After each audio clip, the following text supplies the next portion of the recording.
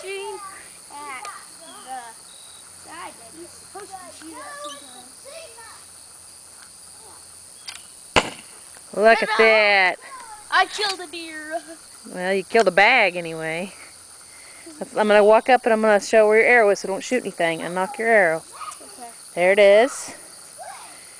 It's right in the side of beef. Now we're going to back up. Hold on a minute. Let me get behind you. You don't knock your arrow unless somebody's behind you. That's right. You know, maybe we could put this on. Maybe we can get this to me on Marsha and Papa Steve. Yeah, we'll send it to him. We'll send it to Uncle Chad too. Frank, to show him that I'm good with the bone arrow. And Uncle Chad, how about that? There he goes. He hit the bag again. There it is. It's in the lower left there. Okay, backing up. Hold on. Hold on. Go on. Whoop, we missed on that one. Wait a second, I'm going to go see this. Okay.